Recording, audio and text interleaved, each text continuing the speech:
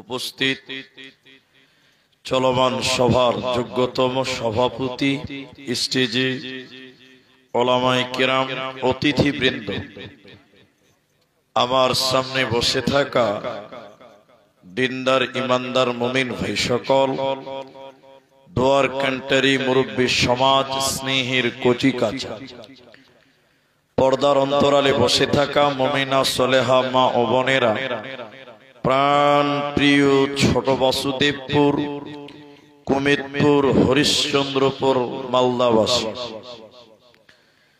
সর্বাগ্রে শেষে আল্লাহ তাবারক ওয়া তাআলার প্রশংসা জ্ঞাপন করি যে আল্লাহ তাবারক ওয়া তাআলা আমাদেরকে এক মসজিদ কেন্দ্রিক আয়োজিত মাহফিলে বসিয়ে কোরআন এবং হাদিসের আলোচনা করা, আপনাদের শ্রবণ করার যিনি তৌফিক ইনায়াত করেছেন, সেই মহান মুনিবের দরবারে শুকরিয়া আদায় করি। আমরা সকলে একবার বলি আলহামদুলিল্লাহ। ওই যে দুজন তিনজন দাঁড়িয়েছে, আপনারা আগে বসেন, বসেন, খুব বেশি ভিড় নেই, ঠান্ডা মাথায় বুঝা যাবে। আমি কোরআনুল কারীম আল ইমরান এবং হাদিসে নববী থেকে সহিহ বুখারী দু জায়গা থেকে এটা আয়াত এবং হাদিস পাঠ করেছি। আয়াত এবং হাদিসকে কেন্দ্রবিন্দুর মধ্যে রেখে আজকে আপনাদের সামনে বক্তব্যের বিষয় হলো ফিতনা, সমস্যা। আপনাদেরকে মাত্র 10 মিনিট টাইম আমি অনুরোধ করছি, কেউ উঠবেন না, বিরক্ত লাগলে উঠবেন না, 10 মিনিট ধৈর্য ধরতে হবে। এবং আমি আরেকটা অনুরোধ করি, যেই কয়জনই আছেন আমি কিছু কথা জিজ্ঞাসা করব, আপনারা উত্তর দেবেন, বলুন ইনশাআল্লাহ। মানুষের রুচির ব্যাপারে মতভেদ আছে, ইখতিলাফ আছে। কেউ মাছ খেতে ভালোবাসে, কেউ গোশত খেতে ভালোবাসে, কেউ মোটা খায়, কেউ পাতলা খায়। রুচির ব্যাপারে মানুষের মতভেদ আছে, আছে না নাই? আছে। পৃথিবীতে 100টার মধ্যে 95টা বিষয়ে মতবিরোধ আছে, মতভেদ আছে, ইখতিলাফ আছে। সেটা ধর্মীয় হোক, দুনিয়াবি হোক। কেন? বর্তমান দেখবেন আলেমদের সঙ্গে আলেমদের কথা মিলে না। এটা হ্যাঁ না বলেন, ঠিক বললাম না? 5টা মুলবিকে যদি একটা ঘরে ভরে দেন আর 5টা ফতোয়া দিয়ে যে তোরা সমাধান করে আয়, 1 ঘন্টা পর দরজা খুলবেন, দেখবেন কোন মুলবির নাক ফাটা, কোন মুলবির কান ফাটা, মিলছে না। আমি ঠিক বললাম তো? হ্যাঁ না বলেন, মিলছে না।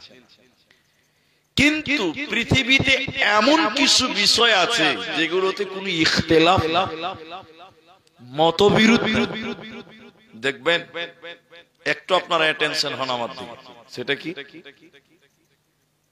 পৃথিবীতে শান্তি চাই, এতে কারো দ্বিমত আছে?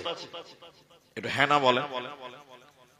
তৃণমূলের লোক বলছে আমরা দেশে শান্তি চাই, সিপিআইএম বলছে আমরাও চাই, কংগ্রেস বলছে তোরা শুধু একাই চাস নাকি? আমরা চাই না, আমরাও চাই। আর কিছু লোক খালি বোম ফাটাচ্ছে, ওরা বলছে আমরাও শান্তি চাই। পৃথিবীতে শান্তি চাই না এরকম লোক পাওয়া মুশকিল। সবার দাবি শান্তি চাই, কিন্তু সবাই একটু মুখ খুলে বলেন দেশে শান্তি আছে? এতটি লোক কথা বলেন দেশে শান্তি আছে? সবাই চাইছে শান্তি হোক, শান্তিতে বাস করি, কিন্তু দেখেন দেশে কোনো শান্তি খুঁজে পাওয়া যায় না। আপনি পরিবারের দিকে তাকান, শান্তি নেই, স্বামী স্ত্রীর মধ্যে গন্ডগোল। এখন যত ডিভোর্স হয়, তালাক হয়, 20 বছর আগে এত ডিভোর্স ছিল না, এত তালাকও ছিল। কথা বলে না? আমাদের উস্তাদের কাছে যদি কেউ তালাকের ফতোয়া আনতে যেত, ওর পাঁচা তাকে 3 লাঠি মেরে তারপর উত্তরটা দিত, বউ কেন তালাক দিবি রে? আর এখন সকাল বিকাল ফোন করে বলছে ফোনে তালাক বলে দিয়েছি, তালাক হবে? রাত দিন খালি শান্তি অশান্তি, যে কোন স্তরে দেখেন শান্তি নাই। দুনিয়াতে খালি দেখবেন মারামারি, খালি দেখবেন হানাহানি, খালি দেখবেন কাটাকাটি। আরে জগতে বোধহয় শান্তি নাই, কোন জায়গাতেও নেই। মসজিদে গিয়েও বর্তমান শান্তি পাওয়া যায় না। এটা হ্যাঁ না বলেন? চাচার সঙ্গে কি হয়েছে না হয়েছে জানি না, চাচা বলছে হবে তুই মসজিদ থেকে বাড়া। ও ভাতিজা তখন ওর বাড়ির দুয়ারে যায়, বলছে আল্লাহু আকবার। রুস্তম ভাই বলছে তুমি আজান দিছো কেন? শালারকে মসজিদে যাবো না। ঠিক বললাম না? হ্যাঁ না বলেন? কোন জায়গাতে শান্তি আছে দেখেন? কোন জায়গাতে শান্তি পাওয়া, সব জায়গাতেই গন্ডগোল। হাদিসের জগতে আপনাদের নিয়ে যাব, একটু ধৈর্য ধরতে হবে। হযরতে আবু মুসা রাদিয়াল্লাহু তাআলা আনহু তিনি বলছেন, নবীজি বলেছেন ওয়ায়াকসারাল হারাজু, সমাজে মারামারি বেড়ে যাবে। এখন আপনারা বলুন মারামারি বাড়ছে না কমছে? আরে মারামারি মানে যেখানে সেখানে ঝগড়া, যেখানে সেখানে ঝামেলা, যেখানে সেখানে মারামারি। হাত্তা ইয়াকতুলার রাজুলুন জারাহু, মানুষ মারামারি করবে কার সঙ্গে? নিকট আত্মীয়র সঙ্গে। চাচতো ভাইয়ের সঙ্গে মারামারি, চাচার সঙ্গে মারামারি, ভাতিজার সঙ্গে মারামারি, ভাই ভাই মারামারি এখন হচ্ছে। একটু হেনা বলেন, হচ্ছে না? হাদিসে মুহাম্মদ সাল্লাল্লাহু আলাইহি ওয়াসাল্লাম 1400 বছর আগে বলেছেন। অন্য অন্য কোন এক হাদিসে আছে আবাহ, মানুষ তার বাপকে হত্যা করবে, মানুষ তার আব্বাকে মারবে, মানুষ তার পিতাকে হত্যা করবে। আবু মুসা তিনি থাকতে না পারে বলছেন, বলেন কি আল্লাহর নবী, মানুষ তার আব্বাকে মারবে, মানুষ তার বাপকে মারবে? মানুষের কি বিবেক থাকবে না? মানুষ তার পিতাকে হত্যা করবে, মানুষের কি বিবেক থাকবে না? আল্লাহর নবী বললেন লা, থাকবে না। এখন যেটি মানুষ আছেন, আমি পরিস্থিতির উপরে কথা বলতে চাইছি। এখন বলুন, ছেলেরা বাপের নামে বিচার দেয়, দেয় কি দেয় না? বলেন, আপনার দিকে দেয় না? আল্লাহর নবী বলেন ফিতনা, সমস্যা কিরূপ আসবে শুনে নাও।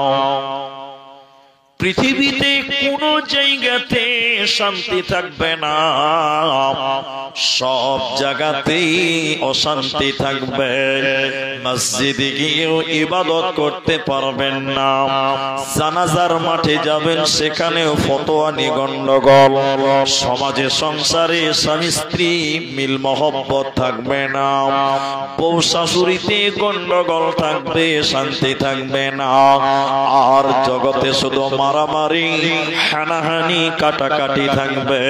আল্লাহর নবী বলছেন মানুষ তার চাচাকে হত্যা করবে, মানুষ তার আব্বাকে হত্যা করবে। হযরতে আবু মুসা বলেন দয়ার নবী গো, মানুষেরা বাপকে মারবে, মানুষদের কি বিবেক থাকবে না, মানুষদের কি জ্ঞান থাকবে না, মানুষদের কি বিবেক বলতে কিছু থাকবে না।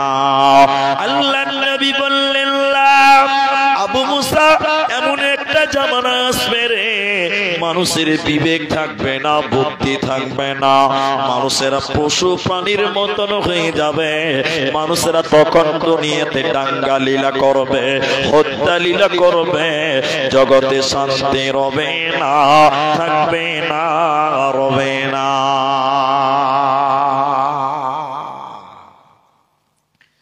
উসামা বিন জায়েদ রাদিয়াল্লাহু তাআলা আনহু নাম্বার 2 হাদিস, তিনি বলছেন বিশ্ব নবী মদিনার কোন উঁচু জায়গা দিয়ে হাঁটছিলেন, হাঁটতে হাঁটতে বলছেন ও লোক সকল, আমি বিশ্ব নবী যা দেখছি তোমরাও কি তাই দেখতে পাচ্ছ? তো সাহাবীরা বললেন, না আমরা তো কিছু দেখতে পাচ্ছি না। আপনি কি দেখছেন আল্লাহ নবী? দেখেন কথা দেখেন, আল্লাহ নবী বলছেন, আমি দেখছি তোমাদের বাড়িতে বৃষ্টি যেমন আসমান থেকে বর্ষণ হয়, টপ টপ করে জমিনে বৃষ্টি তোমাদের বাড়ির উপরে ছাদের উপরে পড়ে, ফিতনা সমস্যা বৃষ্টির মতন তোমাদের পরিবারের উপরে বর্ষণ করা হচ্ছে। মানে প্রতিটি পরিবারে শুধু অশান্তি অশান্তি, শান্তি খুঁজে পাওয়া যাবে না, কোন জায়গায় নেই। শুনলেন আল্লাহ নবী বলেন, এমন একটা জামানা আসবে রে, একজন মানুষ একটা কবরের সামনে দিয়ে হেঁটে যাবে, কবরের সামনে দিয়ে যখন যাবে মানুষটা আফসোস করে বলবেন, আল্লাহ এ কবরে কেন আমি গেলাম না, এ কবরে কেন আমাকে নিচ্ছ না, এ কবরে কেন আমি গেলাম না। যে কবরে গেছে ও দুনিয়ার ফিতনা থেকে বেঁচে গেছে, আল্লাহ তুমি আমাকে কেন মরণ দাও না, কবরে কেন আমি গেলাম না। মানুষেরা মৃত্যু কামনা করবে কেন?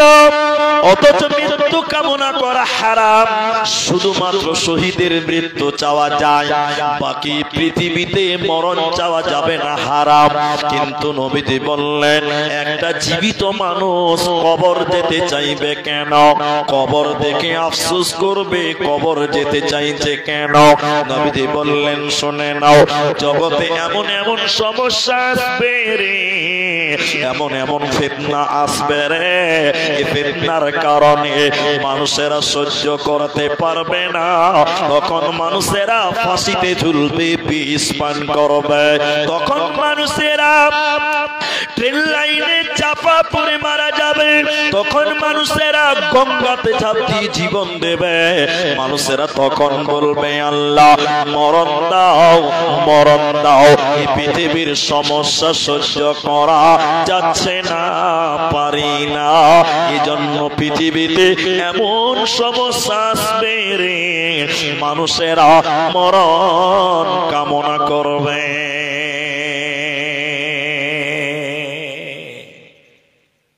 মৃত্যু কামনা করবে মানুষেরা, মরণ চাইবে।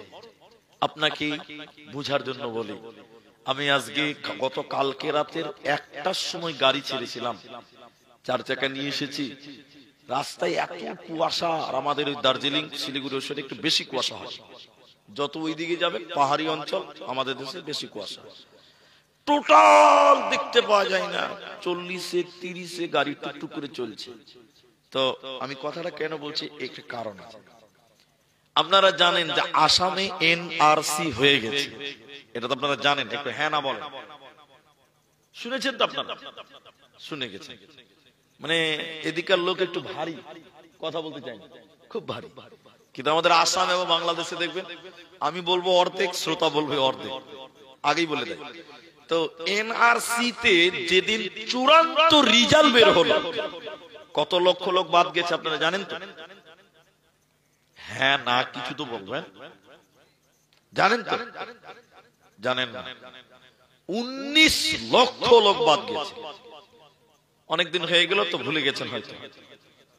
19 লক্ষ লোক বাদ গেল। জানেন, যেদিন চূড়ান্ত রেজাল্ট বের হলো সেদিন একই দিনে 56 জন মানুষ নিজের জীবন নিজেই দিয়ে মৃত্যুবরণ করেছিল, নিজেই জান দিয়ে দিয়েছিল। কেন? 10 বছর কাগজ নিয়ে দরাদরি করেছে এনআরসির জন্য। আপনি ভাবছেন কি যে 2 দিন খালি হিয়ারিং করবে, ডাকবে, শেষ না? 10 বছর যে সৌদি আরব আছো ওকে আসতে হবে এনআরসির হিয়ারিং, যে দুবাই আছো ওকে আসতে হবে এনআরসির হিয়ারিং। 10 বছর কাগজ নিয়ে দৌড়াদৌড়ি করার পর ফলাফল নাগরিকত্ব পাওয়া গেল না। তখন মানুষ সহ্য করতে না পেরে নিজেই কেউ ট্রেনের তলে, কেউ বিষকে, কেউ ফাঁসিতে, কেউ নদীতে ঝাঁপ দিয়ে জীবন দিয়ে দিয়েছিল। বলেছিল এই জীবন রেখে আর কি লাভ, এত জ্বালা সহ্য করা যায় না। আজও পৃথিবীতে অনেক মানুষ যখন খুব বিপদে পড়ে তখন বলে আল্লাহ সবাইরই মরণ হয়, তুমি আমাকে দেখতে পাও না? বলে কি বলে না? বলে মৃত্যু চাইছে। হাদিস স্পষ্ট বলছেন রাবি আবু হুরায়রা যে মৃত্যুর কামনা করবে কবর থেকে মানুষরা বলবে আল্লাহ এই কবরে কেন আমাকে নিচ্ছ না, এই কবরে কেন আমি গেলাম না। তার মানে জগতে শান্তি খুঁজে পাওয়া। হে ভাবক ভেবে দেখো বসে নিরালায় গজব কেন রে দুনিয়ায়, শান্তি কেন নাই রে দুনিয়ায়। হে ভাবক ভেবে দেখো বসে নিরালায় গজব কেন, কথাই কাজে ব্যবহারে বেদিন বোঝা দায়। গজব কেন রে দুনিয়ায়, শান্তি কেন নাই রে দুনিয়ায়। নামাজ রোজার ধার ধারে না, সত্য কথা কেউ বলে না, মিথ্যা আর চুগলখড়ি করিয়া বেড়ায়। গজব কেন রে দুনিয়ায়, শান্তি কেন নাই রে দুনিয়ায়। সব সমস্যাতে ভরপুর। কি সমস্যা দেখেছেন? দুনিয়া কি দেখছেন? এই দুনিয়া এত সুন্দর না, বিপদ আরো আসবে। চলেন হাদিসে জগতে যাই। নবীজি বললেন শোনো, ফিতনা আসবে রাতের আধারের মতন। আধার অন্ধকার, মাগরিবের আযান দিয়েছে, হাইয়া আলাস সালাহ, সবাই বিনা টর্চ, লাইট লাগে না, টর্চ লাগে না, মসজিদে চলে গেল, উজু করে নামাজ পড়লো, নামাজ পড়ে দেখছে কালো অন্ধকার। তার মানে আস্তে আস্তে, কথা কি বুঝতে পারছেন? এশারের নামাজ পড়তে যাবে, হবিবের মা তুমি লাইটটা দাও, নামাজ পড়তে যাবো, অমুকের মা লাইটটা দাও, নামাজ পড়তে যাবো, টর্চ ছাড়া যাওয়া যায় না। যত রাত হয় তত অন্ধকার আস্তে আস্তে আচ্ছন্ন হয়। নবী বললেন শোনো, দুনিয়ার লোক ফিতনা বিপদ মুসিবত আসবে রাতের আধারের মতন, অন্ধকারের মতন, আস্তে আস্তে এমন সমস্যা আসবে, আসবে আসবে আস্তে আস্তে গোটা পৃথিবী সমস্যার সম্মুখীন হবে। তখন একজন মানুষ সকালে ইমানদার থাকবে, বিকালে বেঈমান হয়ে কাফের হয়ে যাবে।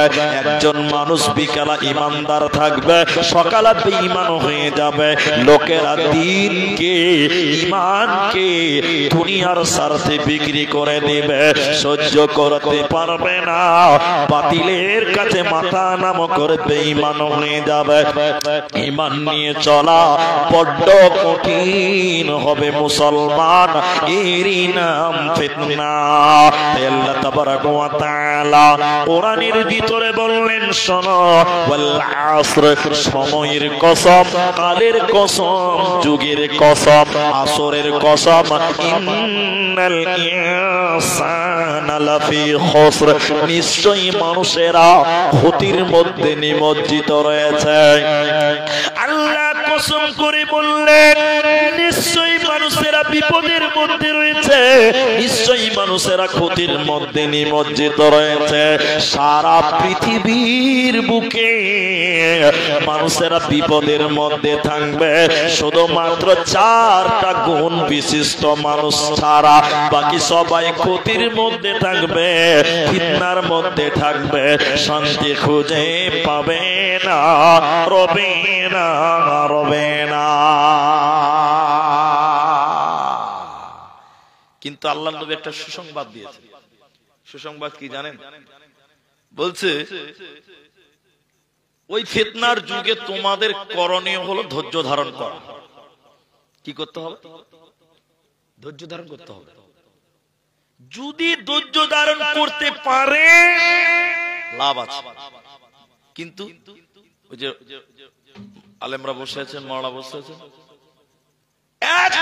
কঠিন ঈমান নিয়ে থাকা, ওই ফিতনার সময় এত জটিল, গরম আগুনের কয়লা হাতে নিয়ে থাকা যত কঠিন, ঈমানের উপরে চলা ততটাই কঠিন। একটু মুখ খুলে বলেন, এখন ঈমানের উপরে টাকা থাকা সহজ না কঠিন? এখন কঠিন না? আপনি বলছেন ঈমানদার, আমি দাড়ি রাখবো। আপনি উত্তরপ্রদেশ যাবেন, ওই যে এক বাবা আছে, তার নামটা বলছি না, উত্তরপ্রদেশের বাবা, নাম জানেন তো? ওই বাবার লোকেরা আপনার দাড়ি ধরে আপনাকে জয় শ্রীরাম বলাবে। তাহলে বলুন, সবাই বলুন, ঈমান নিয়ে থাকা সহজ না কঠিন?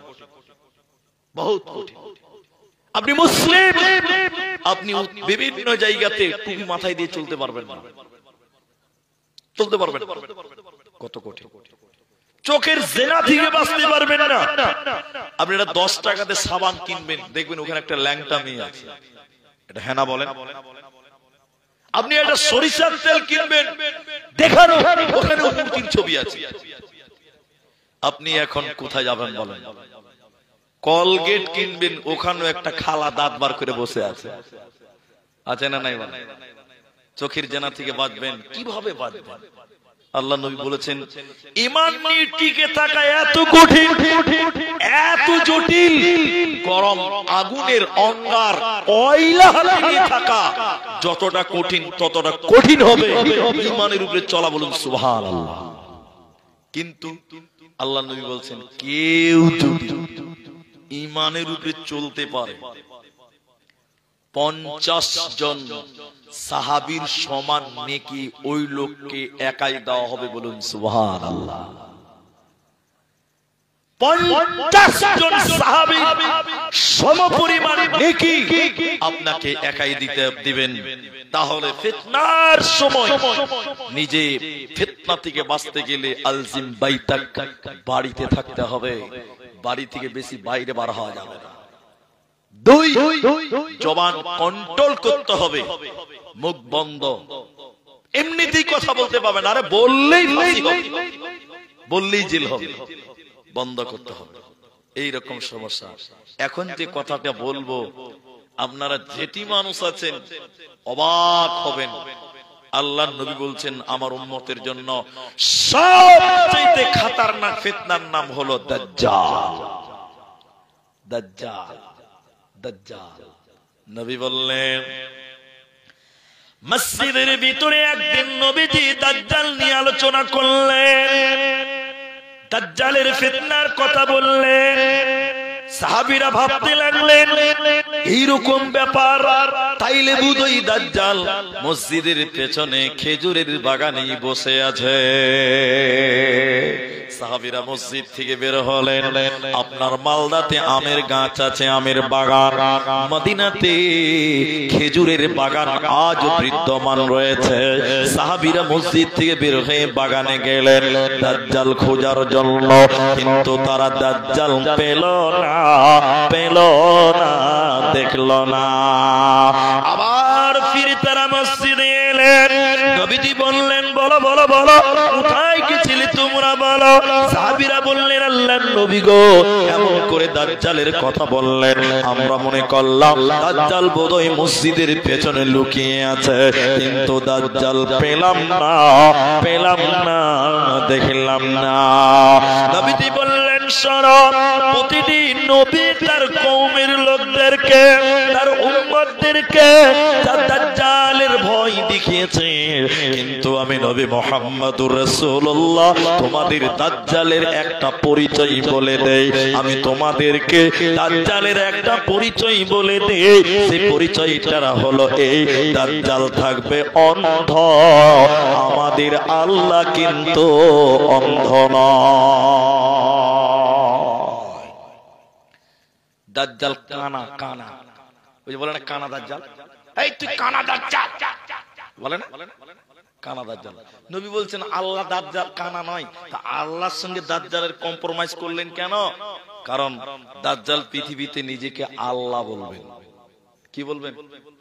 আপনার এটা বিরক্ত লাগতে পারে, আজকে এটা কি জালসা হচ্ছে, কি বিষয়, ফিতনা। আপনাকে শুনতে হবে পৃথিবীটা কি রকম হবে, দাজ্জাল কি। আপনি শুনেন, তাফসীরে মুনিরে বলা হয়েছে প্রত্যেকটা মানুষকে দাজ্জাল সম্পর্কে জ্ঞান অর্জন করা জরুরি। আপনি আপনার ছেলেকে বুঝান দাজ্জাল সম্পর্কে। নবীজি বলছেন দাজ্জাল থাকবে অন্ধ। সবাই বলুন আমাদের আল্লাহ অন্ধ নয়। তো তিনি নবীজির পরিচয় বললেন দাজ্জালের। দাজ্জাল কোথায় আছে এখানে বলবেন না, আপনারা বলেন। জানেন কেন দাজ্জাল কোথায় আছে জানেন?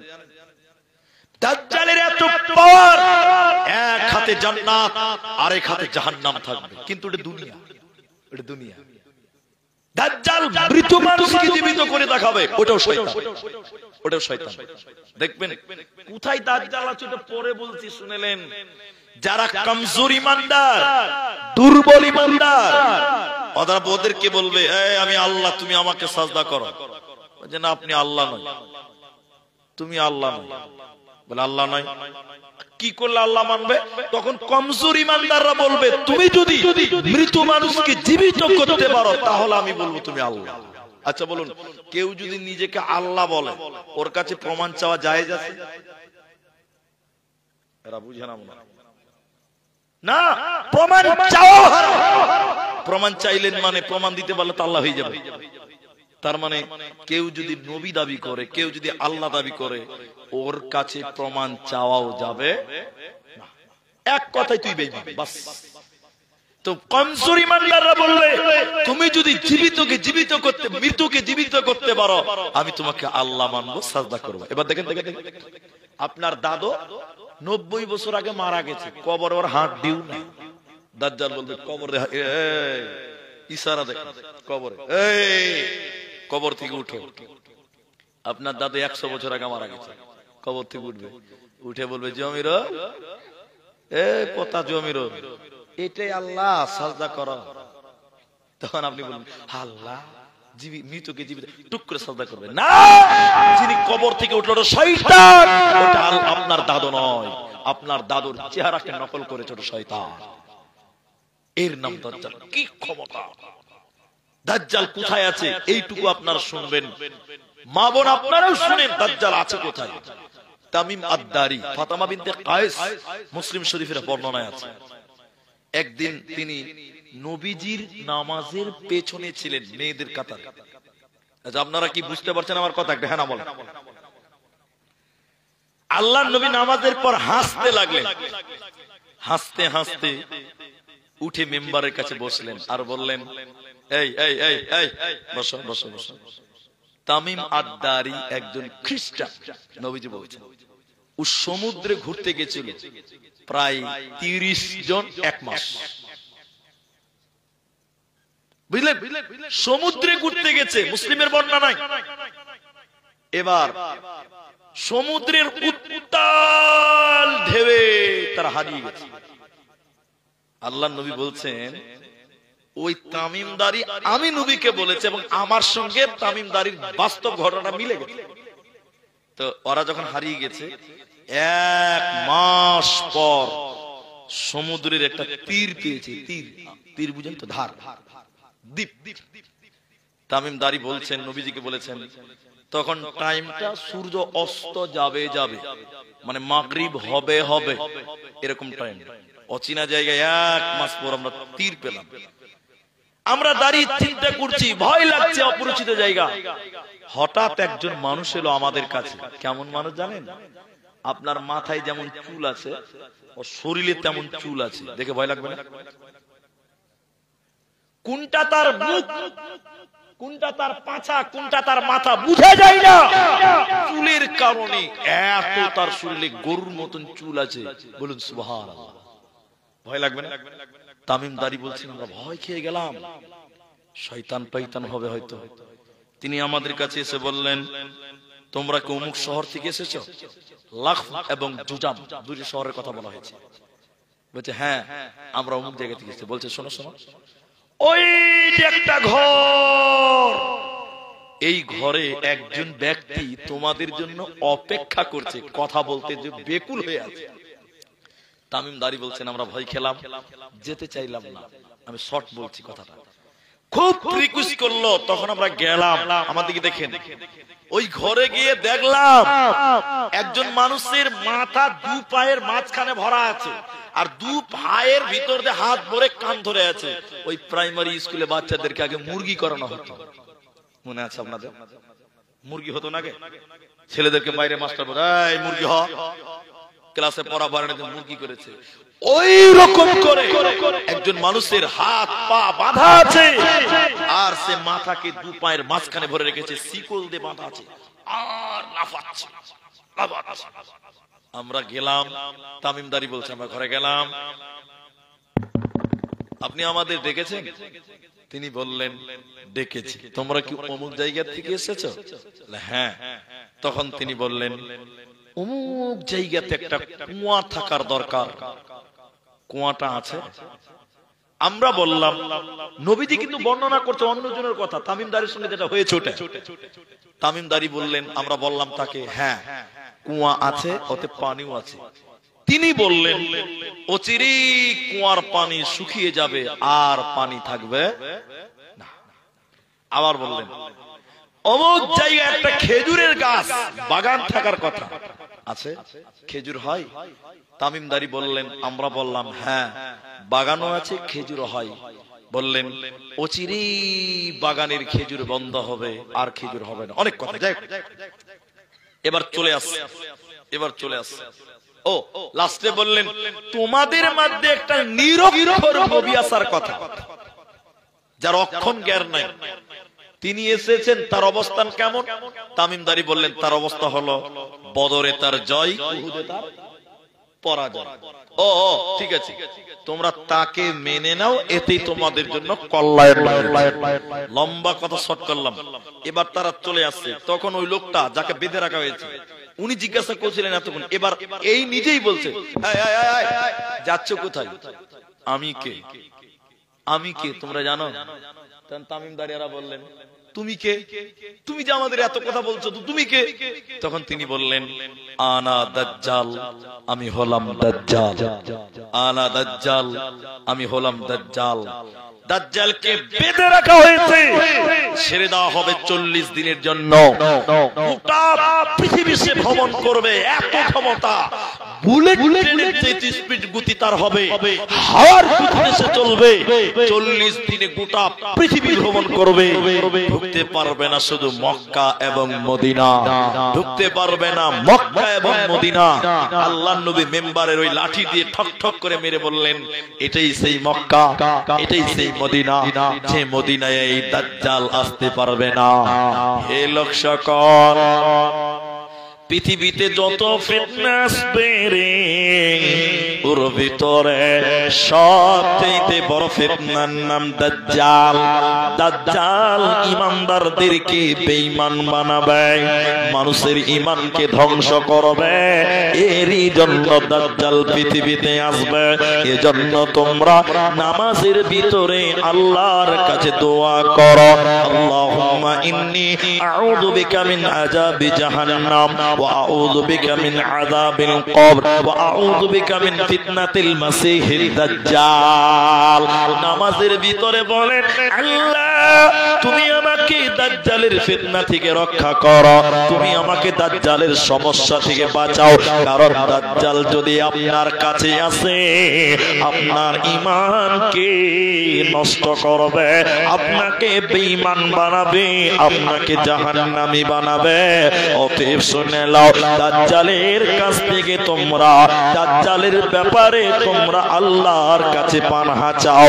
আমার আল্লাহ বলেন ওয়াল আসরি ইন্নাল ইনসানা লাফি খুসর, নিশ্চয়ই মানুষেরা ক্ষতির মধ্যে থাকবে, বিপদের মধ্যে থাকবে, সমস্যার মধ্যে থাকবে। শান্তি খুঁজে পাওয়া যাবে না, থাকবে না, পাবে না। কি ফিতনা শুরু হলো, জেনে রাখো সবে কিয়ামত হবে। কি ফিতনা শুরু হলো, জেনে রাখো সবে মসজিদ হবে, অলিতে গলিতে মুসল্লি হবে না। নামে মুসলিম হবে শুধু ঈমান থাকবে না মসজিদ হবে অলিতে গলিতে মুসল্লি রবে না নামে মুসলিম হবে শুধু ঈমান থাকবে না দাজ্জালের শেষ পরিণতিটা দেখবেন আপনারা শুনবেন দাজ্জালের শেষ পরিণতি কেমন করে হলো আজকে ইউটিউবের জামানা ইউটিউবের যুগ কে বলছে 2025 সালে ইমাম মেহেদী আসবে বলছে না কে বলছে ঈসা আলাইহিস সালাম আসবে 27 সালে মনে হচ্ছে ফেরেশতার খালাতো ভাই সব জান তারিখ বলে দিয়েছে গো তারিখ বলে দিয়েছে শুনেন দাজ্জাল কখন আসবে এই হাদিসটা শুনলেই বুঝতে পারবেন দামাস্কের এই ঈসা আলাইহিস সালাম দাজ্জালের শেষ পরিণতিটা শুনেন দামাস্ক শহরের পূর্ব অঞ্চল একটা মসজিদের সাদা মিনারায় আসরের টাইমে ঈসা আলাইহিস সালাম আসমান থেকে নেমে আসবেন বলুন সুবহানাল্লাহ আল্লাহ কার নসিবে যে ঈসা আলাইহিস সালামকে দেখার সুযোগ আছে আমরা জানি না দেখেন কখন ঈসা আলাইহিস সালাম আসবে দাজ্জালের শেষ পরিণত ইমাম মাহদী কখন এই যে মুফাসসিরের শেষটাই বলছে 25 সালে দাজ্জাল আসবে রে কিয়ামত হয়ে যাবে তো ঈসা আলাইহিস সালাম যখন আসবেন আসরের টাইম নামাজে একদম কাতার দাঁড়াচ্ছে ঈসা আলাইহিস সালাম ওযু করে মসজিদে আসবেন তখন তিনি নবী নয় তখন তিনি উম্মত তখন তিনি কি হবেন আর নবী আসবে না লা নবিয়্যা বা'দ আর কোন নবী নেই তো শুনেন তখন ইমাম মাহদী এবং ওই সময়কার ইমাম পরেজগার লোকেরা ঈসা আলাইহিস সালামের হাত ধরে বলবেন আপনি ইমামতিটা করেন আপনি ইমামতিটা করেন তাহলে ঈসা আলাইহিস সালাম ইমাম মাহদী বুঝতে পারলেন এটা হ্যাঁ না বলেন ঈসা আলাইহিস সালাম তখন বলবেন না আপনারাই উম্মতের সম্মানীয় মানুষ আপনারাই ইমামতি করেন বলুন সুবহানাল্লাহ নামাজ শেষ মসজিদের বারান্দায় বসে বসে গল্প হবে কিসের ব্যাপারে দাজ্জালের ব্যাপারে তখন দাজ্জাল পাইচারাম করে বেড়াচ্ছে গোটা পৃথিবী দাজ্জাল ধরে বেড়াচ্ছে কিছু মুসলিম সংখ্যায় নগ্ন অল্প অল্প নগণ্য এদেরকে নিয়ে ঈসা আলাইহিস সালাম যুদ্ধ ঘোষণা করবেন কার বিরুদ্ধে দাজ্জালের বিরুদ্ধে দাজ্জাল সব জায়গায় ধরতে পারবে মক্কা মদিনা বাদে আর দাজ্জালের যারা চেলা ওরা লুকাবে দেওয়ালের পাঞ্জরে দেওয়াল মুখ খুলে বলবে ও আল্লাহর বান্দা এখানে একজন দাজ্জাল লুকিয়ে আছে তোমরা তাকে হত্যা করো গাছের আড়ালে লুকাবে গাছ বলবে ও আল্লাহর বান্দা এখানে দাজ্জালের লোক লুকিয়ে আছে তোমরা তাকে হত্যা করো শুধু একটা গাছ দাজ্জালের পক্ষে থাকবে বাকি সব দাজ্জালের বিপক্ষে এরপরে আপনার একটা গেট ওই গেট দিয়ে লুব্ধ শহরের গেট লুব্ধ শহরের গেট দিয়ে দাজ্জাল পেরিয়ে যেতে থাকবে ঈসা আলাইহিস সালামের হাতে থাকবে তলোয়ার ঈসা নবীকে দেখেই দাজ্জাল মোমের মতন গলতে থাকবে অনেক কথা ছেটে বলছি ঈসা নবীকে দেখে দাজ্জাল মোমের মতন গলতে থাকবে গলতে গলতে গলতে গলতে ঈসা আলাইহিস সালাম তখন বলবেন এই বেঈমান এক কোপে দাজ্জালকে দ্বিখণ্ড করবে জাহান্নামে পাঠিয়ে দিবে বলুন সুবহানাল্লাহ তাহলে কোথায় ঈসা নবী কোথায় ইমাম মেহেদী কোথায় দাজ্জাল আর কিছু কিছু লোক বলছে 2027 সালে কিয়ামত হবে ফেরেশতার খালাতো ভাই সব জি না দ্বিতীয় নম্বর ফিতনা তাহলে একটা গেল দাজ্জাল দ্বিতীয় নম্বর ফিতনাটা বলার আগে একটা হাদিস বলি হুযায়ফা বিন ইয়ামান রাদিয়াল্লাহু তাআলা আনহু তিনি বলছেন শোনো এমন একটা সময় আসবে মানুষেরা দাজ্জাল কামনা করবে নবীজি বলছেন মানুষেরা দাজ্জাল চাইবে আল্লাহ দাজ্জাল পাঠাও দাজ্জাল পাঠাও হুযায়ফা বললেন আল্লাহর নবী গো আমার বাবা মা আপনার জন্য কুরবান হোক। দাজ্জাল তো ভালো নয়, দাজ্জাল তো ভালো জিনিস নয়, তাহলে মানুষেরা কেন দাজ্জাল চাইবে? নবীজি বললেন, হুযায়ফা রে, জগতে সরকারের তরফ থেকে অত্যাচার, মানুষের তরফ থেকে জুলুম নির্যাতন সহ্য করতে না পেরে মানুষেরা বলবে, আল্লাহ দাজ্জাল পাঠাও, দাজ্জাল পাঠালেই তো কিয়ামত হয়ে যাবে। এই জন্য মানুষেরা দাজ্জাল চাইবে। কিন্তু না না না, তোমরা দাজ্জালের ফিতনা থেকে আল্লাহর কাছে পানাহ চাও। তৃতীয় নম্বর, দুনিয়াতে ফিতনা হবে নারী, নারী, নারী, মহিলা, মেয়েদের ফিতনা দুনিয়াতে আসবে। বেহায়া ফিতনা, নগ্ন নারীদের ফিতনা, উলঙ্গ মেয়েদের ফিতনা। এই মেয়ের কারণে পুরুষেরাও জাহান্নামী হয়ে যাবে, নারীর কারণে পুরুষরাও জাহান্নামী হবে। এমন জামানা আসবে রে, মেয়েরা ছেলেদেরকে জাহান্নামের দিয়ে টানবে। নবী বলেন, দ্বিতীয় নম্বর ফিতনাটা হলো মহিলার ফিতনা। একজন সাইকেল চালাচ্ছে, রিক্সা চালাচ্ছে, রিক্সা এখনকার কথা নয়, 10 বছর আগের কথা বলছি, এটা উপন্যাস। রিক্সা চালাইছে গরিব মানুষ, আর সামনে 3টা ম্যাডাম চলে এসছে। ম্যাডাম বুকে উড়না নাই, এই রিক্সাওয়ালা মেয়েদের দিকে তাকতে থাকতে থাকতে আরেকজনকে অ্যাক্সিডেন্ট করে, মেয়েদের দিকে দেখতে অ্যাক্সিডেন্ট করে দিয়েছে। এখন আপনাদেরকে যেটা বলতে চাই, ওড়না, ওড়না, ওড়না দিতে হবে কোথায়? মাথাতে, বুকে, তাই তো? কিন্তু আপনারা একটু মুখ খুলেন, একটু বলেন, আপনাদের এই সাদলি চক, উমেদপুর, এই যে হাই স্কুল আছে, এগুলো যা আছে, মেয়েরা উড়না বুকের উপরে দেয় না গলাতে দেয়? গলাতে দেয়। এখন বলুন, একটা ইয়ং ছেলে ওই মেয়েটার দিকে তাকিয়ে পাপী বা গুনাহগার হবে কি হবে না? এরা কথা বলে না? এটা মেয়ের বুক খোলা, তার উপরে চাদর নাই, ওড়না নাই। আর আপনার মতন আমার মতন যদি একটা 25-30 বছরের ছেলে ওই মেয়েটার দিকে তাকাই, ওর চোখের যেন হবে না, এটা আমি মেনে নিতে পারবো? হবেই হবে। আল্লাহ রাসূল বলছেন, মেয়েদের ফিতনা, নারী শুধু জাহান্নাম দেওয়ার জন্য পুরুষদেরকে আকর্ষণ করবে। হাদিস চলুন, মুসলিম হাদিস, ইসাউন কাসিয়াতুন আরিয়াতুন মুমিলাতুন মাইলাতুন। এক শ্রেণীর নারী পোশাক পরবে এরপর উলঙ্গ, এইরকম অর্ধ পোশাক পরে পুরুষদেরকে আকর্ষণ করবে, পুরুষদেরকে আকর্ষণ করবে। এর জান্নাত দূরের কথা, জান্নাতের ঘ্রাণও আল্লাহ দিবে না, পাবে না, মিলবে না। আপনার গ্রামে কি আছে জানেন? আমার গ্রামে আছে, আমি তাই বলি। দেখেন, মেয়েরা ব্লাউজ পরেছে, শাড়ি পরেছে, সায়া পরেছে, কিন্তু দেখবেন কোন যদি মেয়ে ব্লাউজ শাড়ি আর আপনার শাড়ি আর যদি পেটিকুট পরে, দেখবেন ওই মেয়েটার প্যান্ট এবং পিঠ দেখতে পাওয়া যাবে। যাবে কি যাবে না?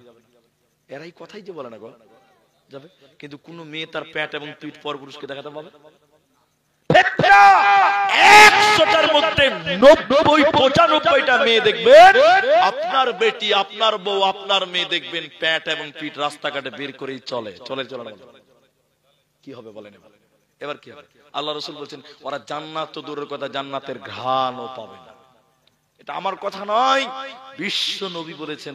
এক জালসাতে এই কথাটা বলেছি, তখন কয়েকটা বেটি ছেলে বলছে, হুজুর, তো কয়েকটা মেয়ে ছেলে বলছে, হুজুর তাহলে আজ থেকে আর আমরা শাড়ি পরবো না। কেন পরবে না বোন? বলছে পিঠ দেখতে পাওয়া যায়, প্যান্ট দেখতে পাওয়া যায়। কি পরবেন? বলছে আজ থেকে আমরা নাইটি পরবো, ম্যাক্সি পরবো। ম্যাক্সি বুঝেন না আপনারা? আমি বলছি ঠিক আছে, পরেন। নাইটি পড়ছে। পরের বছর আবার দাওয়াত করেছে ওই মসজিদের জালসা, ইমাম সাহেব, হাফেজ সাহেব, দেওবন্দিদের জালসা, হানাফিদের জালসা। আমাকে হাফেজ সাহেব বলছে, হুজুর, আমার হাত ধরে বলছে, হুজুর আপনার কথা শুনে আমাদের মেয়েরা সবাই নাইটি পড়ছে ভালো, কিন্তু দুঃখ লাগছে যে মেয়েরা নাইটি পরে ওরা আবার মাথায় কাপড় দেয় না। বলুন কোন লাভ হবে?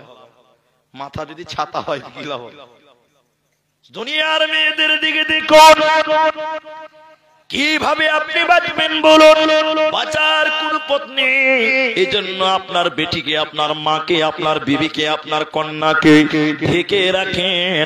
আজকে রাস্তা দখল করেছে নারী, ট্রেন দখল করেছে নারী, বাজার দখল করেছে নারী। শেষ জামানায় ও মুমিনা, কথাটা তোর নয় মিছে, আখেরি জামানা এসেছে। আগেকার নারীরা সব পুরুষ দেখিলে ঘুমটা টেনে চলে যেত গাছের আড়ালে। এখনকার নারীরা সব, এখনকার মেয়েরা সব পুরুষ দেখে কেয়ার করে না, ধাক্কা মেরে চলেছে। আখেরি জামানা এসেছে, আখেরি জামানা এসেছে। ট্রেন মোটরে উঠে বলে বসতে জায়গা দাও, বলে অন্য গাড়ি খালি আছে সেই গাড়িতে যাও। এদের জ্বালায় ট্রেন মোটরে উঠা নাহি যেতেছে। আখেরি জামানা এসেছে, আখেরি জামানা এসেছে, আখেরি জামানা এসেছে। দুনিয়াতে যতগুলি ফিতনা আসবে রে, তার মধ্যে একটা হলো মেয়েদের ফিতনা, পথভ্রষ্ট নারীদের ফিতনা। এরা নিজে জাহান্নামী হবে, পুরুষদেরকেও টেনে টেনে জাহান্নামে নিয়ে যাবে। এদের কাছ থেকে বাঁচতে হবে, অন্যথায় জাহান্নাম যেতে হবে, কোনো উপায় রবে না। হাজি, এটা তো হরিশ্চন্দ্রপুর থানা গো। জালসাতে মেয়েরা জালসা শুনতে এসছে, ভালো ঠোঁটে একদম মোটা করে লিপস্টিক দিয়ে চলে এসছে, তাই না? এই যে জালসাতে তো সেজেছে কেন গো? কেন সাজলো আপনার বেটি এত? বলুন দেখেন, বলেই দিল কথা। হাদিসে আছে আয়েশা রাদিয়াল্লাহু আনহাকে সাজাচ্ছেন, সেদিন ছিল তার বাসর ঘর। মেয়েদের বাসুর ঘরের জন্য সাজায়। আপনি আমাকে খারাপ মনে করতে পারেন, কিন্তু এটাই বাস্তব কথা। যেদিন মেয়েদের বাসুর হয় সেদিন সাজতে হয়। আজকে যে মেয়েরা সেজে গুজে এসে, মেয়েগুলোর কি বাসুর হবে? কিসের জন্য? একটাই কারণ, এই এলাকার যত ছেলে আছে যুবকদেরকে জাহান্নাম নিয়ে যাবে তার জন্য। এটাই রাসূলের বাণী, এটাই রাসূলের ভবিষ্যৎবাণী। ও নিজে মরবে না। আল্লাহ নবী বলেছেন জাহান্নাম গেলাম শুধু দেখি নারী আর নারী, মেয়ে আর মেয়ে। ও একা যাবে না, চাচতো ভাই আর খালাতো ভাইকে সাথে করে নিয়ে যাবে। বাঁচবেন কি করে? হ্যাঁ, চালসার মেলাতে বসে শোন বহিন বাদাম খাবে না, ওটা তো আছে। তো মেয়েরা খালি রাস্তাঘাট, আল্লাহ কোরআন সূরা আহজাবের 33 নম্বর, ওয়াকরনা ফি বুয়ুতিকুন্না ওয়ালা তাবাররাজনা তাবাররুজ জাহিলিয়াতিল উলা। তো এটা আমি বলবো না, শুধু এটুকুই বলছি, মেয়েরা বাড়িতে থাকবে। আপনার মেয়ে রাস্তা দখল করেছে, আপনার মেয়ে রাস্তা দখল করে বসে আছে, আপনার মেয়ে মার্কেট দখল করে আছে। আরে সব জায়গাতেই নারী আর নারী, বাঁচবেন কি করে? নবী বলছেন দুনিয়াতে যত ফিতনা, 5টা ফিতনার কথা বলবো, তার মধ্যে দ্বিতীয় নম্বর হলো নারী, নারী, নারী। নাম্বার 3, যুবকের দল শুনে নেন। 3 নাম্বার ফিতনা হলো বিধর্মীদের অনুসরণের ফিতনা, বিজাতিদের অনুসরণের ফিতনা। হাদিসটা শুনেন, মুস্তাওয়ারদ ইবনে সাদ্দাদ রাদিয়াল্লাহু তাআলা আনহু নবীজি বলছেন, আমার উম্মত পূর্ববর্তী জাতিদেরকে পদে পদে পদে পদে অনুসরণ করবে। আমার উম্মত ইহুদি এবং খ্রিস্টানদেরকে পদে পদে অনুসরণ করবে। একটু জোর হাত করে বলছি, এখন আপনারা বলেন, এখন মুসলমান ইহুদিদেরকে অনুসরণ করে কি করে না?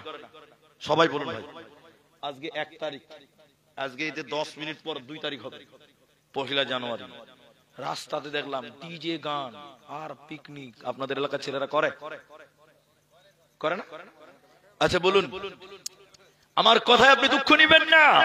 আরে আপনার বেটা 1 জানুয়ারিতে, কালকে একজন আমাকে ফোন করেছে।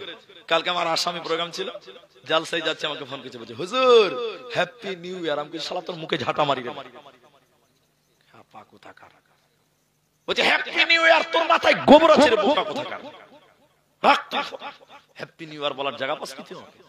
আচ্ছা, যে ছেলেগুলো হ্যাপি নিউ ইয়ার বলছে, ওই যে হুজুর বছরের প্রথম দিন তাই একটু আনন্দ করলাম, ওই গরুকে বলেন, মানুষই নয় গরু, গোবরও নাই মাথায়, গরুকে বলেন আচ্ছা ইংরেজি মাসের প্রথম তারিখ মাস জানুয়ারি, এটা ইংরেজি, এটা কাদের? মুসলমানদের না খ্রিস্টানদের? সবাই বলো খ্রিস্টানদের। তুমি মুসলমান, তোমার আরবি মাসের প্রথম মাস কোনটা? 100টার মধ্যে 90টা বেটা ছেলে কইতেই পারবে না, পারবেই না, পারবেই না। আপনারা কেউ কেউ পারলেন। অধিকাংশ মুসলমান যুবকেরা যারা ফেসবুকে লিখছে হ্যাপি নিউ ইয়ার, ও গোবরওয়ালা মাথা মোটাকে বলেন তো, তাই তুই যে মুসলমান আরবি প্রথম মাস বল, বল তুই 12টা মাসের নাম, পেশ সাফ করবে আপনার সামনে সার করে পারবেন। অথচ বলতে হ্যাপি নিউ ইয়ার। সবচেয়ে বড় দুঃখ লাগে, আপনার জীবনে 80 বছর, এদিকে দেখেন, আপনার জীবনটা কত বছর, কয়দিন বাঁচবেন আল্লাহ লিখেছে কি লেখেনি? হ্যাঁ না বলেন? 2024 সাল শেষ হয়ে গেল, তাহলে আপনি মরার দিকে আগাচ্ছেন, কবরের দিকে আগাচ্ছেন, তাহলে আপনি দুঃখ করবেন। এইদিকে দেখেন, আল্লাহ 1 বছর চলে গেল, কিভাবে পার করলাম, গুনাহ করলাম না নাকি করলাম, আল্লাহ আমাকে তুমি মাফ করে দাও। কান্নাকাটি করে আল্লাহর কাছে মাফ চাইতে হবে, আল্লাহ আগামী 1 বছর জন্য গুনাহ মুক্ত থাকতে পারি, আল্লাহ তৌফিক দাও, আল্লাহ জেনে না জেনে 1 বছর কি করলাম, আল্লাহ তুমি মাফ করে দাও। তুমি কান্নাকাটি করে বছরের প্রথম দিন আল্লাহর কাছে মাপ চাইতে পারো, তুমি মুসলমান হ্যাপি নিউ ইয়ার বলতে পারো না। তোমার জীবনে 80 বছর থেকে 2024 চলে গেল, তুমি মরার দিকে আগাচ্ছ, তওবা করো, হুঁশিয়ার হয়ে যাও। তার চেয়ে বড় কথা 25শে ডিসেম্বর, এরা বুঝবে না অনেক মানুষ, কিন্তু যুবকেরা বুঝবে। 25শে ডিসেম্বর বড় দিন, খ্রিস্টানদের দিন। বলছি যীশু খ্রিস্ট ঈসা আলাইহিস সালামের জন্মদিন, আল্লাহর পুত্র যীশু খ্রিস্ট ঈসা আলাইহিস সালাম, বলুন নাউজুবিল্লাহ, তিনি আল্লাহর সন্তান। কোরআন খুলেন, লাম ইয়ালিদ ওয়া লাম ইউলাদ ওয়া লাম ইয়াকুল লাহু কুফুয়ান আহাদ। আল্লাহ বলেন আমি কাউকে জন্ম দিইনি, আমি কারো কাছ থেকে জন্ম নেইনি। অথচ বলছি ঈসা নাকি আল্লাহর পুত্র।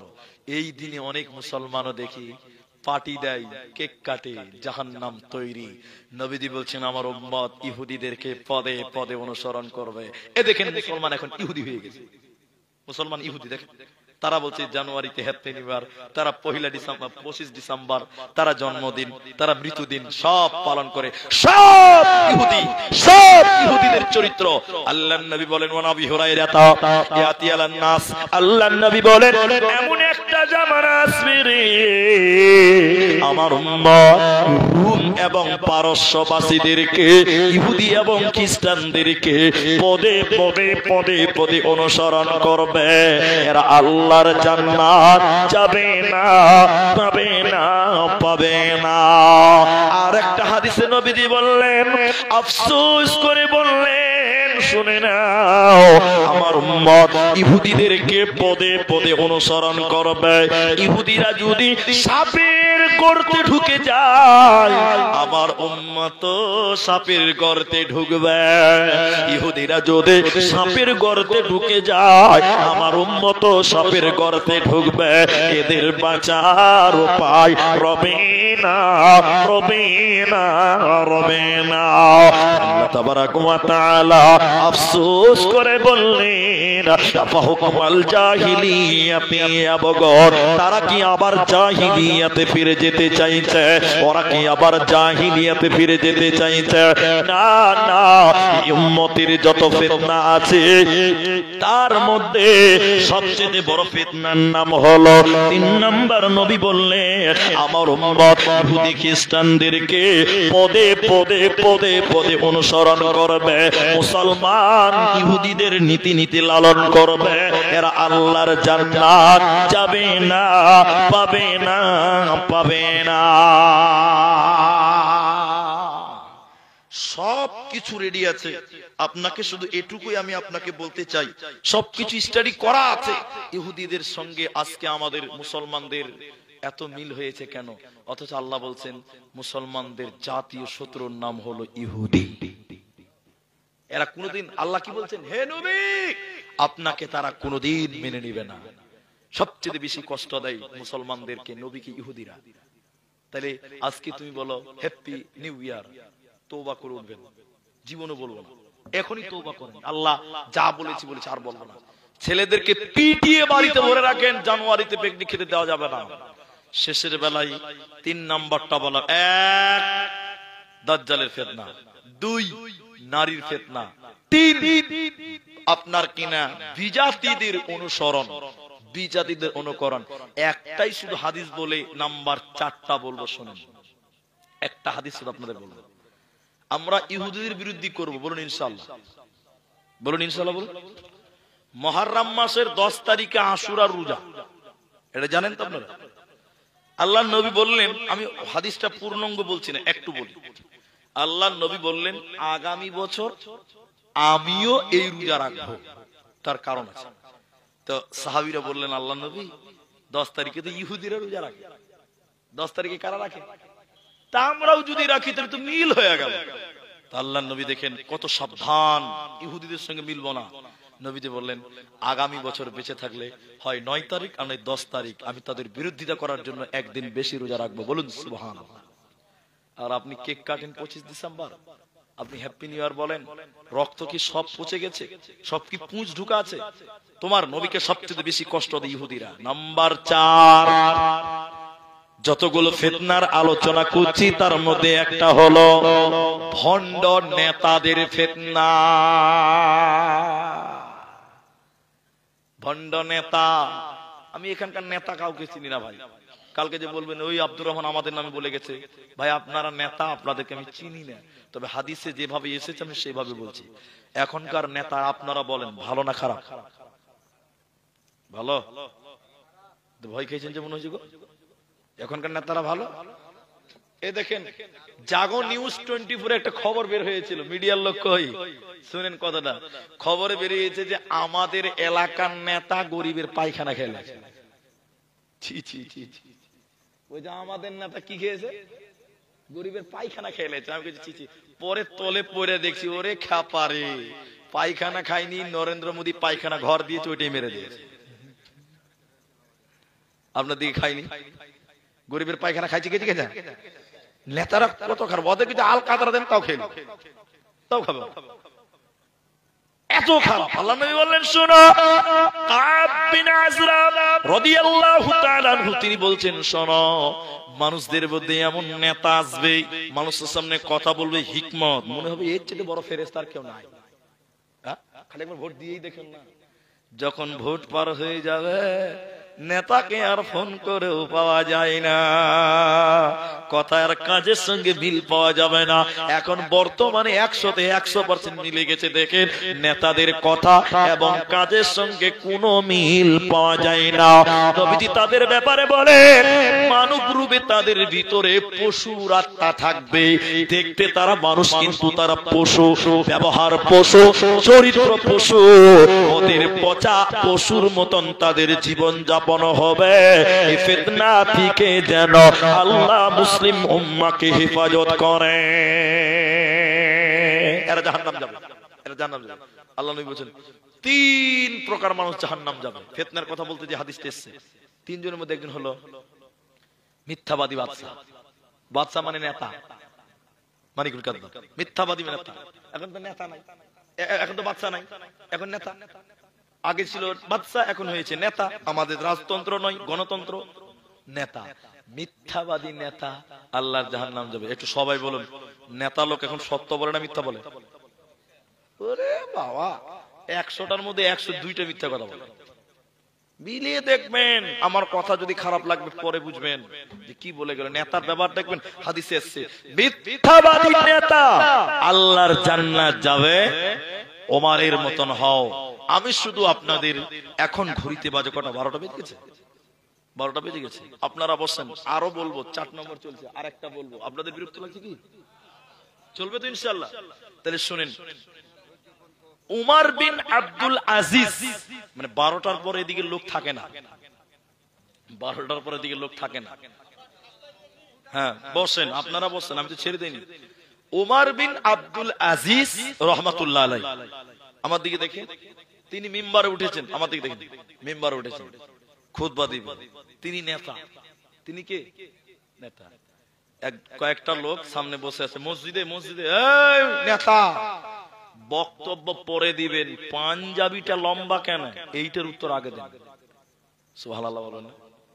তার মানে জানেন, লোকেরা বলছে যে সবাই পেয়েছে 3 হাত, সবারই কাপড় 3 হাত, তো আপনারটা 6 হাত কেন? নেতা বলে চুরি করেছেন নাকি? আপনি বলতে পারুন আপনার নেতাকে, চামড়া তুলে দিবে। ডাইরেক্ট বলছে বক্তব্য পরে দিবেন, পাঞ্জাবি লম্বা কেনে, এটা আগে উত্তরটা দেন। ওমর বিন আব্দুল আজিজ মাথা নিচু করে বললেন, এই প্রশ্নের উত্তর আমার ছেলে আব্দুল্লাহ দিবে। আব্দুল্লাহ বললেন, ও জুমান লোকেরা, তোমরা কিছু মনে করিও না, আমার বাপ পেয়েছি 3 হাত, আমিও পেয়েছি 3 হাত, আমারটা আমার বাপকেই দিয়ে দিয়েছি, যে আব্বা তুমি এবার পড়ে লাও, এরপরে যখন পাবো তখন আমি ওইটা নিয়ে নেবো। এই জন্য বেশি বড় হয়ে যায়। এখন আপনার এলাকার নেতাকে বলেন, ওই ভোটে জিতার আগে তোর 1 তালা ছিল না, এখন 3 তালা হলো 5 বছরে, কি করে হলো বল? উত্তর দিতে পারবে? সিবিআই লাগিয়ে দিবে, সিবিআই। ভণ্ড নেতা। নবীজি বললেন যত ফিতনা পৃথিবীতে আসবে, 4 নাম্বারটা বড় আফসোস করে বললেন, ভণ্ড নেতা, ভণ্ড নেতা, মিথ্যাবাদী বাদশাহ, এরা মানুষকে বেঈমান বানাবে, মানুষকে গুনাহগার বানাবে, মানুষদেরকে জাহান্নামী বানাবে। এদের কাছ থেকে পৃথিবীর লোক, তোমরা আল্লাহর কাছে আশ্রয় চাও, আল্লাহর কাছে তোমরা পানাহ চাও। নাম্বার 5, আল্লাহর নবী বলেন মিথ্যা নবীর ফিতনা পৃথিবীতে আসবে। মিথ্যা নবী, তারা বলবেন আনা রাসূলুল্লাহ, আমি হলাম আল্লাহর নবী, কিন্তু নবী মারা গেছে, নবীর পর আর কোন নবী আসবে না। আল্লাহ রাসূল বলেন লা তাকুমুস সাআ হাত্তা ইউবআসা দাজ্জালুনা কাযাবুনা করিবাম মিন 30। আল্লাহ রাসূল হাদিস, নবীজি বলছেন প্রায় মিথ্যা 30 জন নবী, সবাই বলবে আনা নবিয়ুল্লাহ, আমি হলাম আল্লাহর নবী। এইজন্য প্রথমেই বলেছি, আবার বলছি, কেউ যদি পৃথিবীতে নবী দাবি করে, আমরা তাকে প্রমাণও চাওয়া যাবে না। দেখবেন আল্লাহর নবী মারা গেছে, সাহাবীরা মাঠে রয়েছে, এলান হয়ে গেল, মানে প্রচার হয়ে গেল, মসজিদে লয়, মুখে মুখে এলান হলো নবীজি আর নাই। আবু বকর এলেন, ওমর বললেন যে বলবে মুহাম্মদ মারা গেছে তার গলা কেটে জবাই করবে একদম, যে বলবে নবী মারা গেছে। আবু বকর বললেন এই ঠান্ডা হও, এই ঠান্ডা হও। এই সুযোগে কিছু মানুষ বললেন আমরা আর যাকাত দিব না। কিছু বললেন আমরা আর যাকাত দিব না, নবী নাই আর জমা করার দরকার কি, যে যা পারবে দাও বললেন। শুনেন মুসাইলামাতুল কাযযাব, তিনি নবী দাবি করলেন, সুযোগের সদ্ব্যবহার, মুহাম্মদ মারা গেছে বলছে এবার আমি নবী। কিছু লোক গুমরা হয়ে গেল, ওর কাছে যে নবী মানলো তাকে। কিছু লোক যাকাত অস্বীকার করলো, কিছু লোক যাকাত ছেড়ে দিবে বললো, নবী ছেড়ে দিল, আরেকজনকে নবী মেনে নিল। আবু বকর চিন্তা ভাবনাই, ওমর রাদিয়াল্লাহু তাআলা আনহু বললেন আবু বকর এখন ঠান্ডা মাথায় যা করা করতে হবে। আবু বকর বলেছিলেন বন্ধু শুনে নাও, জাহিল যুগে সিংহ ছিলে, আরে ওমর মুসলমান হয়ে শিয়াল হয়ে গেছ। আবু বকর কি বললেন, শোনো, যারা রাসূলের যুগে যাকাত দিত, এখন যদি যাকাত না দেয় আমি তার বিরুদ্ধে জিহাদ ঘোষণা করলাম। নবীর যুগে উট যাকাত দিত, উটের গলায় রশি থাকতো, এখন শুধু উট দিবে, রশি দিবে না। আমি আবু বকর তার বিরুদ্ধেও যুদ্ধ ঘোষণা করলাম। আর যারা মিথ্যা নবী মুসাইলামাতুল কাযযাব, ওকে নবী বলে মেরেছে, আমি তার বিরুদ্ধে যুদ্ধ ঘোষণা করলাম। অতএব শুনে নাও, বহুত মানুষ নিজেকে নবী দাবি করবে, তোমরা তার কাছে প্রমাণ চাবে না। নবী বলেন লা তাকুমুস সাআ, অতদিন পর্যন্ত কিয়ামত হবে না, অতদিন পর্যন্ত পৃথিবী ভাঙবে না, যতদিন পর্যন্ত 30 জন মিথ্যা নবী না আসবে। নবীজি বলছেন শোনো, লা নাবিয়্যা বা'দা ওয়ালা উম্মাতা বা'দা উম্মতি, আর কোন নবী আসবে না, আর কোন রাসূল আসবে না, নবীর রাস্তা চিরতরে আল্লাহ বন্ধ করেছে। অতএব কেউ যদি নবী চায় বেঈমান হবে, সে কোনদিন নবী হতে পারবে না। নাম্বার 6, এই বিষয়টা একটু ভাববেন। এই বিষয়টা সাববেন শুনেন, হাদিসটাকে বলি। ইয়াতি আলান নাসি জামান, এমন একটা জামানা আসবে রে, এমন একটা ফিতনা আসবে রে, মানুষেরা যাকাত দিবে না। মালদা জেলায় সুজাপুর বলে একটা জায়গা আছে, একদম 4 লাইন। একজন বিশাল পয়সাওয়ালা মানুষ আমাকে ভালোবাসেন, স্বর্ণের ব্যবসা, আরব ব্যবসা আছে, আর বললাম না। তবে আমাকে কি হয়েছে বলবে, তার কাছে নিয়ে চলেন, সিবিআই ফোন করবে। তো তিনি আমাকে একদিন বলছেন যে হুজুর, ওরা কিন্তু আমাদের লোক নয়, হানাফি, ওরা হানাফি মাযহাব। তো হলো তো কি হলো, মুসলমান। তো আমাকে বলছে হুজুর, আমরা সুজাপুরে যে পরিমাণ যাকাত বের করি, টাকা যদি ঠিক কাজে ব্যবহার হয়, তাহলে আমার মনে হয় না মালদা জেলাতে কোনো গরিব থাকবে। তো তিনি নিজের কথা বলছেন, কত লক্ষ টাকা, কোটি টাকা যাকাত বের করতে হয়, অনেক প্রপার্টি, অনেক জমি জমা, অনেক সোনা গয়নার ব্যবসা আছে, কিন্তু কিছু মানুষ যাকাত বের করে, অধিকাংশ মানুষ যাকাত বের করে না। হাদিসটি বলেন, নবী বললেন এমন একটা ফিতনা আসবে, নিজের মাল থেকে যাকাত বের করবে না, যাকাত দেবে না। পরিস্থিতি কত জটিল হবে শোনো। নবী বললেন এরা যখন মারা যাবে, ওদের মাল তো অপবিত্র, যাকাত বের হয় না, এটা অপবিত্র। যে মালটার যাকাত নেই ওটা অপবিত্র, অপবিত্র মাল। এই মালটা কোন খাতায় যাবে ওটা লাস্টে বলছি, 7 নম্বরটা বলবো, শুনে নেন। 6 নম্বরটা শুনেন আগে বলি। আল্লাহর নবী বলছেন যাকাত দেবে না।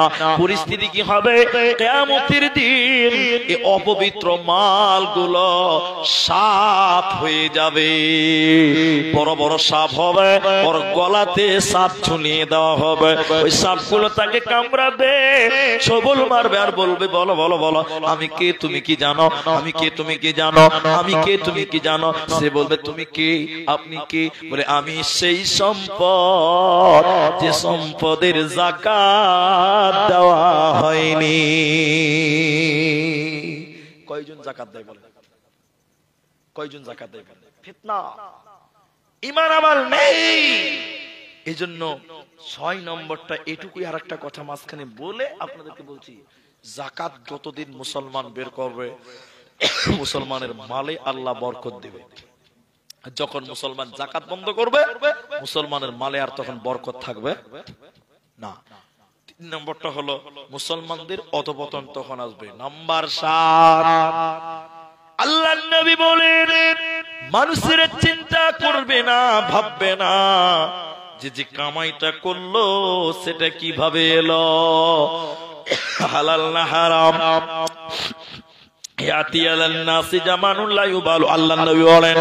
এমন একটা জামানা আসবে, কেউ তাওয়াক্কা করবে না, কেউ ভাববে না, চিন্তা ভাবনা করবে না আমার টাকাটা হালাল না হারাম, কামাই করলাম খেলাম এটা ঠিক হলো না ভুল হলো, কেউ চিন্তা ভাবনা করবে না। কিয়ামতের পূর্বে এরকম মুসিবত, এরকম সমস্যা দেখবে। আজকে যারা পয়সাওয়ালা তাদের দিকে তাকান, মাল কিভাবে এলো কেউ পরোয়া করে না। নবীজির জামানায় কোন এক টাইমে হযরত আনাস রাদিয়াল্লাহু তাআলা আনহু, ইনার কাছে মদিনার লোকেরা আনাসের কাছে এসে বললেন, আনাস, জুবাইর ইবনে আদি তিনি হলেন হাদিসের রাবি, তিনি বলেন আমরা বেশ কিছু লোক হযরত আনাসের কাছে গেলাম, আনাসকে দায়িত্ব দেওয়া হয়েছিল, নবীজি দায়িত্ব দিয়েছিলেন। আমরা বললাম আনাস আমাদের অনেক সমস্যা, বিদেশ থেকে যখন ব্যবসা করে আসে রাস্তাতে ডাকাতে ধরে, রাস্তাতে ছিনতাই ধরে, রাস্তাতে বেঈমানেরা লুট করে নিয়ে যায়। আনাস আপনি আমাদের সমস্যার ব্যাপারে একটু চিন্তা ভাবনা করেন। আনাসের বক্তব্যটা কি ছিল? ধৈর্য ধরেন, প্রথম কথা হলো ধৈর্য ধরেন। ধৈর্য ধরেন কেন? এবার বলছে, আনাস বলছে শোনো, তোমরা তো এইভাবেই পৃথিবী থেকে চলে যাবে। আমার নবীজি বলেছেন, তিনি কসম করে বলেছেন, আল্লাহি আল্লাহর কসম, নবীজি বলেছেন এমন একটা সময় আসবে সেদিনকার সমস্যার তুলনায় আজকের সমস্যা কিছুই নয়। সেদিনকার সমস্যার তুলনায় আজকে মুসলিমদের কোনো সমস্যাই নেই। বলে কেন? সে সময় যাকাত দিবে না, পর্দা করবে না, নামাজ পড়বে না, সুদ থাকবে, ঘুষ থাকবে। এখন নবীর যুগে এই সমস্যা এখন মুসলমানদের মধ্যে কিছু নাই। ধৈর্য ধর, তোমরা তো এই অবস্থায় আল্লাহর কাছে চলে যাবে। আর আল্লাহর নবী বলেছেন, আমার উম্মতের শুরু ভালো, শেষটা কিন্তু ভালো নয়। আমার উম্মতের শুরু ভালো, আমার উম্মতের শেষ ভালো নয়।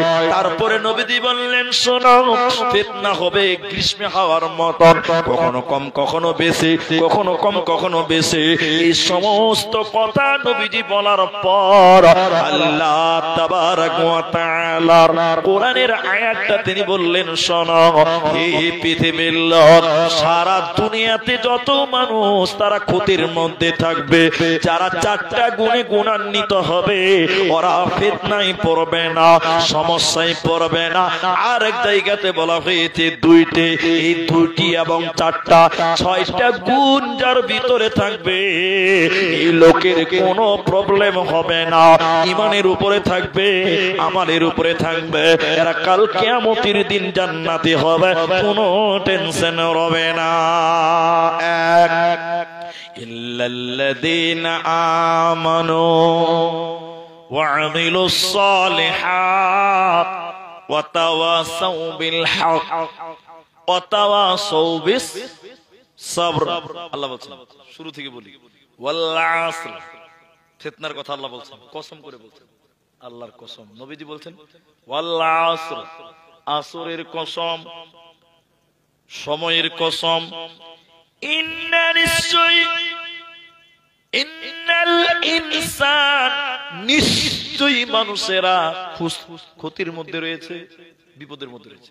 দেখেন, মিলিয়ে দেখেন, খালি বিপদ আছেই। কে বলবে আমি শান্তিতে আছি? শান্তি নেই। বেটা বাপের সঙ্গে কথা বলে না, কম সম কথা। ছেলে বাপকে দেখলে মুখ ঘুরিয়ে নেয়, কত আফসোসের কথা, শান্তি নেই। দেখেন, রাতের বেলায় স্বামী মোবাইল টিপছে, বউ আরেকদিকে পাঁচা উদাম করে মোবাইল টিপছে, মহব্বত নাই। আল্লাহ বলছেন সবাই বিপদ। চারটা গুণ যার মধ্যে আছে সেই বিপদের মধ্যে নাই। এক, নিশ্চয়ই যারা ঈমান এনেছে, ধৈর্য ধরেছে। বলি ইল্লাল্লাযীনা আমানু, তবে যারা ঈমান এনেছে, ওয়া আমিলুস সালিহাত, ভালো কাজ করেছে। তিন নাম্বার, তাওয়াসাউ বিল হক, হকের দাওয়াত দিয়েছে এবং হককে মেনেছে। চার নাম্বার, ওয়া তাওয়াসাউ বিস সবর, যারা ধৈর্যের দাওয়াত দিয়েছে এবং নিজে ধৈর্য ধারণ করেছে। এই চারটা গুণ যার ভিতরে আছে, ও কিন্তু ক্ষতির মধ্যে থাকবে না, ইহকালেও নয়, পরকালেও নয়। এবার দুটা আছে কোথায়? সূরা তাওবাতে, কুল ইন কানা আবাউকুম ওয়া আবনাউকুম ওয়া ইখওয়ানুকুম ওয়া আজওয়াজুকুম ওয়া আশীরাতুকুম ওয়া আমওয়ালুন ইকতারাফতুমুহা ওয়া তিজারাতুন তাকসাউনা কাসাদাহা ওয়া মাসাকিনু তারদাউনাহা আহাব্বা ইলাইকুম মিনাল্লাহ। টোটালটা বলছি না, শুধু খালি গুনেন। এক, আল্লাহ কয়েকটা কথা বলেছেন, বাপের মহব্বত, ভাইয়ের মহব্বত, বিবির মহব্বত, সন্তানের মহব্বত, ব্যবসার মহব্বত, বাড়ির মহব্বত, গচ্ছিত মালের মহব্বত। এই 8টা মহব্বত একদিকে রেখেছে আল্লাহ।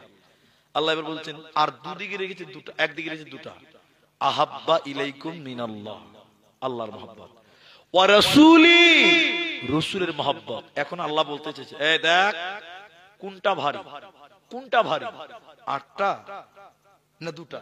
আল্লাহ দেখেন কত সুন্দর করে বলছেন, একটা পাল্লাতে 8টা চাপান।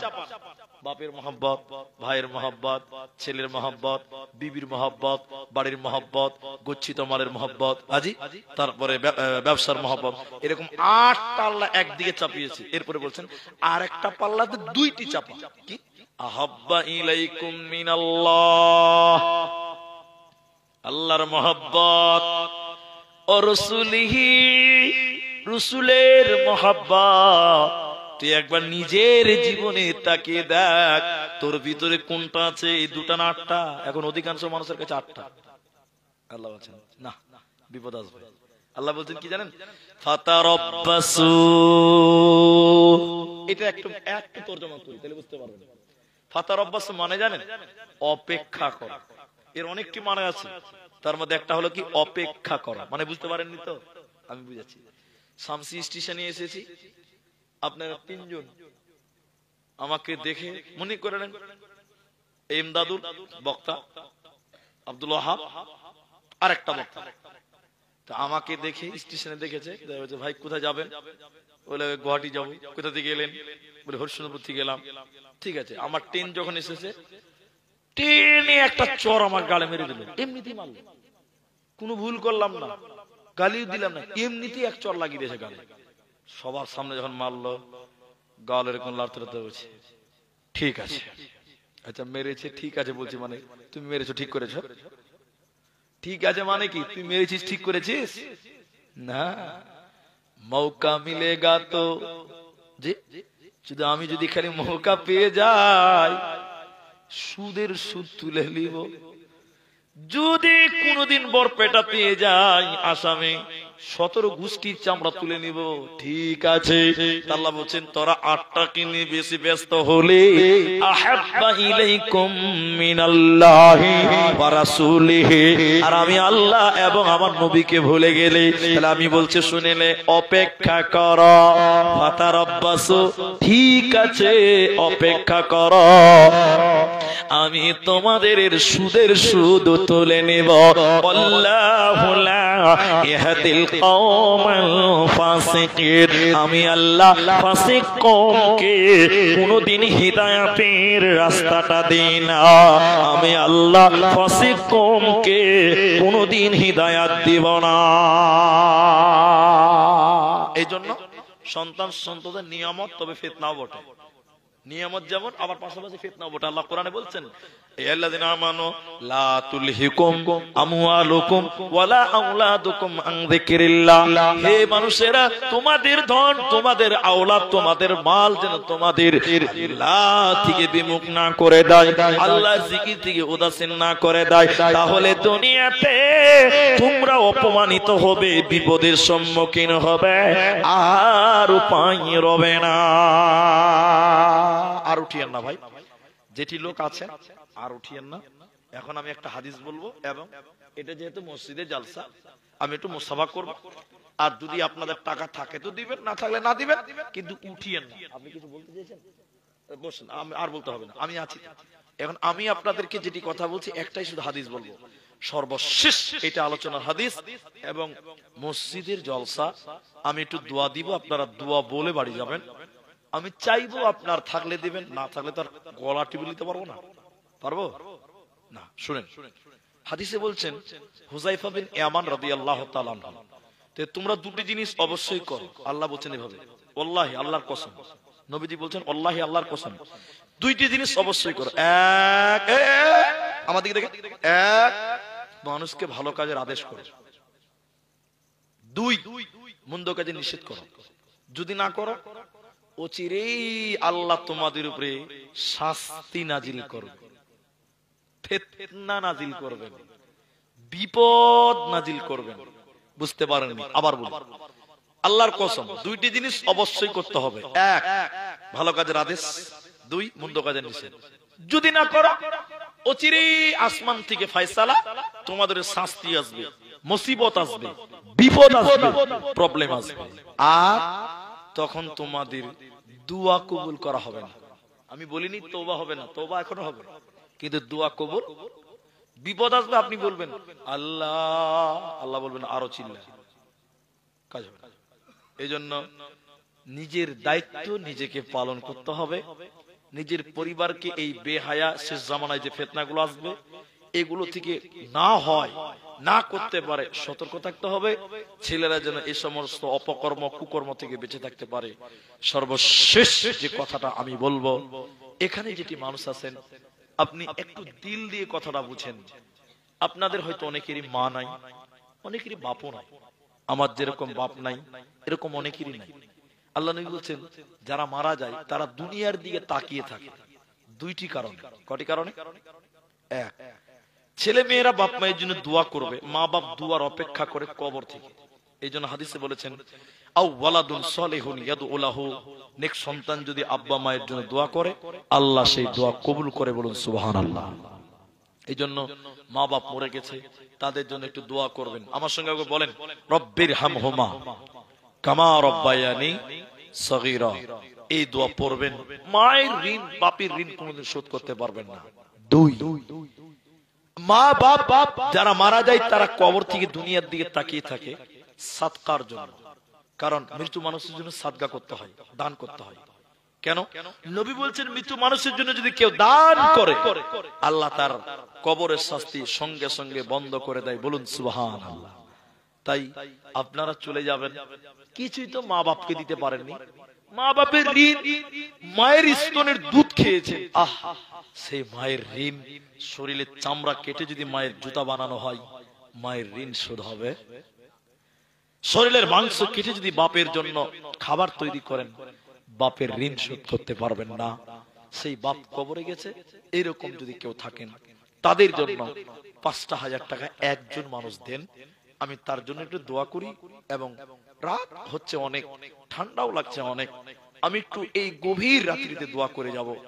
নিজের মা নিজের বাপের ঋণ কোনোদিন শোধ হবে না, তাদের জন্য মাত্র ৫,০০০ টাকা একজন মানুষ দিবেন, একজন। বিশ্বাস করেন আপনার মা আপনার দিকে তাকিয়ে আছে, গ্রামের জালসা আমার ছেলেটা আমার জন্য দান করবে, এই আশা করে আল মাইয়িতু কাল গরীব, পথিকের মতন তাকিয়ে থাকে। তাই ৫,০০০ টাকা একজন মানুষ দেন, একজন। কিছু আছে নাকি? নাকের আব্দুল কাইয়ুম সাহেবের স্ত্রী মারা গেছে, দেখেন তার নাকের একটা গয়না রিসেন্ট কয়েকদিন আগে মারা গেছে, 2 মাস 3 মাস আগে। আমরা দোয়া করি, আপনি একটু আমিন বলবেন। হ্যাঁ, আল্লাহর কাছে দোয়া করি, আল্লাহ এই দানের বদৌলতে তুমি তার কবরের শাস্তিকে মাফ করো, বলুন আল্লাহুম্মা আমিন। আমিন বলুন। আল্লাহ যিনি মারা গেছেন আব্দুল কাইয়ুম সাহেবের স্ত্রী, আল্লাহ তার স্ত্রীর কবরটাকে নূরে মানওয়ার করো, বলুন আল্লাহুম্মা আমিন।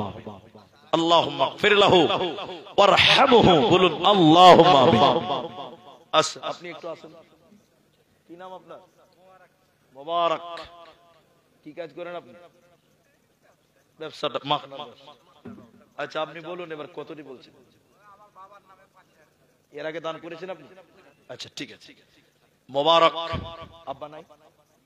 আব্বা নাই, আব্বা মারা গেছে, আমারও আব্বা নাই। আব্বার জন্য ৫,০০০ টাকা আগেও তিনি দিয়েছেন। আমি একটু আমি দোয়া বলি, আপনার আমিন বলেন। আল্লাহ এই দানের বদৌলতে আব্বার কবরের শাস্তিকে তুমি মাফ করো, বলুন আল্লাহুম্মা আমিন।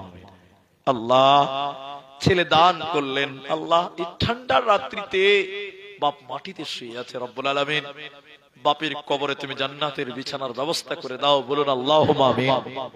বাপের জীবনের গুনাহ খাতা মার্জনা করো, আল্লাহুম্মা গফির লাহু ওয়ারহামহু, বলুন আল্লাহুম্মা আমিন। আল্লাহুম্মা আমিন। তাহলে একজন ৫,০০০ টাকা দিলেন, আর একটা গয়না দিয়েছেন, আরেকজন গয়না দিয়েছেন আতাউরের মাতা মায়ের জন্য, মা মারা গেছে, আতাউর তার মায়ের জন্য একটা গয়না দিয়েছেন। আল্লাহ তুমি তার মাতাকেও আমাকে দেন। আতাউর তার মায়ের জন্য দিয়েছেন একটা গয়না, রব্বুল আলামিন আতাউরের মাকে তুমি ক্ষমা করো, মায়ের কবর শাস্তিকে মার্জনা করো, বলুন আল্লাহুম্মা আমিন। কি নাম আপনার? শফিকুল ইসলাম। এখানে ৫ আছে, আর ২০,০০০ টাকা পরে দিবেন, ওটা আলাদা। যাক, এটা এখন ৫,০০০ চেয়েছি, ৫ দিয়েছি, আমি একজন চাইলাম ২ জন। থামেন, তাহলে আপনাদের ভিতরে আমি ২ জন পেয়ে গেলাম একজনের জায়গাতে, তাইলে মা বাপ তো নাই না? একটু আমিন বলেন ভাই, চলে যাবেন, আমি দোয়া বলছি তো, একটু দোয়া দিয়ে যান। মা বোন আপনারাও বসেন। আল্লাহ ভাই জান তার মা বাপের জন্য ৫,০০০ টাকা এখন দিলেন, আল্লাহ তুমি তার আব্বা মায়ের জীবনের ভুল ভ্রান্তি মাফ করো, বলুন আল্লাহুম্মা আমিন। আল্লাহুম্মা গফির লাহু ওয়ারহামহু ওয়াসাব্বিতহু, আল্লাহুম্মা গফির লিহাইয়িনা মাইয়িতিনা আমিন আমিন। 3 নম্বর একটা 5000 টাকা দেন। হাদিসে বলছেন ইন্নাল্লাহা বিত্রুন, নিশ্চয়ই আল্লাহ বেজুর। ইহুব্বুল বিতরা, আল্লাহ বেজুরকে পছন্দ করেন। তাহলে যাক, আল্লাহ তো বেজুরি, আল্লাহ তো জোড়া নয়, আল্লাহ বেজুরি আছে। তো বেজুরের জন্য একটা লোক দিতে পারবেন না? বেজুর হয়ে যাক, আল্লাহ বেজুর, আমি দানটাও বেজুর হবে। আর একটা লোক 5000 টাকা দেন। একজন চেয়েছিলাম, দুজন হয়েছে, তাহলে আর একটা লোক দেন, তাহলে 3 জন হবে 5000 টাকা। বিশ্বাস করেন আল্লাহ আপনার খেতি বাড়িতে বরকত দেবেন। আল্লাহ বরকতের মালিক। সবাই বলুন বরকতের মালিক কে? এই সভাপতি সাহেব তিনি বলছেন মা বাবা শ্বশুর শাশুড়ি সবাই হয়তো মারা গেছেন। আমি দোয়া করি রব্বুল আলামিন তাহাজ্জুদের টাইম তোমার কাছে দোয়া করি মাবুদ, শ্বশুর শাশুড়ির জীবনের গুনাহ, বাবা মায়ের জীবনের গুনাহ মাফ করে আল্লাহ কবরটাকে জান্নাত বানিয়ে দাও। বলুন আল্লাহুম্মা আমিন। আল্লাহ তুমি তাদের কবরটাকে প্রশস্ত করো। বলুন আল্লাহুম্মা আমিন। আল্লাহুম্মা আগফির লাহু ওয়ারহামহু ইয়া হাইয়্যু ইয়া কাইয়্যুম বিরহমাতিকা নাস্তাগীস। রব্বুল আলামিন জানি না তারা কি হালাতে কি অবস্থায় আছে, তুমি এই দানের বদৌলতে তুমি তাদের কবরের শাস্তি তুমি মাফ করে দাও। আল্লাহুম্মা আগফির লাহু ওয়ারহামহু আমিন আমিন। 3 জন হয়ে গেল। কিন্তু ডাক্তার সুবহান সাহেব কে গো? এখানে আছেন? সুবহান ভাই নাই? আব্দুল সুবহান, ওনার ছেলে আছেন, সুবহান সাহেবের ছেলে আছে, ডক্টর সাহেবের ছেলে। কই কোনটা গো? বড় ছেলেটা কোনটা? ও, যিনি খেতে দিচ্ছিলেন। ডাক্তার সাহেব নাই, তার ছেলে আছে। তো ছেলেটা যদি একটু আসতেন। আচ্ছা আমি কথা বলতে দেন তো। 3 জন হলো, কিন্তু আমাদের ইসলামে নবীর পরে খলিফা ছিল 4 জন। খলিফা কয়জন?